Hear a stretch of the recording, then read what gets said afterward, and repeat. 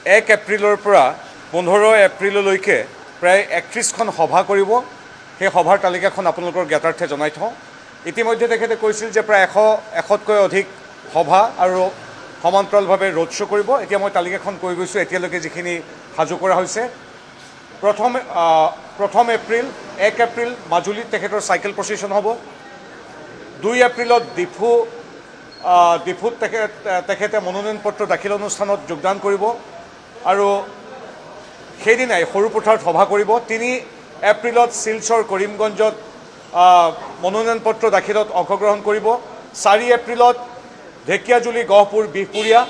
5 এপ্ৰিলত ডিগবৈ মাকুম টিংখং।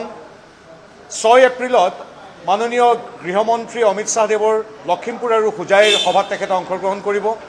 7 এপ্ৰিল তিতাবৰ মৰিয়নি নাজিৰা। 8 এপ্ৰিল নাহৰকটীয়া দুলীয়াজান চাবুৱা। 9 এপ্ৰিল কাকপথাৰ খোৱাং ঢকুৱাখনা। 10 এপ্ৰিল মাহমৰা ডিমৌ একেলগে হ'ব আমগুৰি আৰু তিয়ক। 11 এপ্ৰিল মাৰ্ঘেৰিটা দেৰগাঁও বোকাখাট। 12 এপ্ৰিল লামডিং সমষ্টিৰ কাকি বিশ্বনাথ চাৰিআলি আৰু নাওবৈচা। 13 এপ্ৰিল ৰঙানদী ৰঙাপৰা আৰু সোণাৰী। 14 এপ্ৰিল এতিয়ালৈকে ঠিক হোৱা নাই। 15 এপ্ৰিল লামডিং আৰু বিদনাকান্দি নতুন সমষ্টি।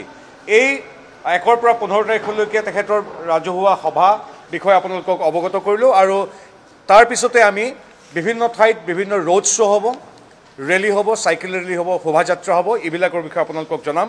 এতিয়ালৈকে এইকেইখন ঠাই আমাৰ প্ৰাৰম্ভিকভাৱে সম্পূৰ্ণ হৈছে আৰু পুনৰবাৰ জনাইছোঁ এই নিৰ্বাচনত তেখেতে আমাৰ অসমত প্ৰায় 1 শতাধিক এনেধৰণৰ অনুষ্ঠানত অংশগ্ৰহণ কৰিব।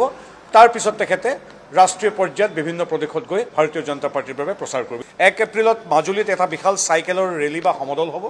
তাৰ পৰাই আমাৰ যাত্ৰা আৰম্ভ হ'ব। 1 এপ্ৰিল মাজুলী, 2 এপ্ৰিল ডিফুত নমিনেশ্যন ছাবমিশ্যন আৰু সেইদিনাখনেই সৰুপথাৰত সভা।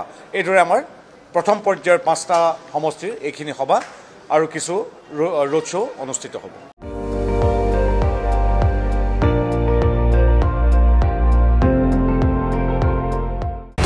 আপুনি চাই আছে ND24, সৰ্বশ্ৰেষ্ঠ নহয় সৰ্বোত্তমৰ দৌৰ।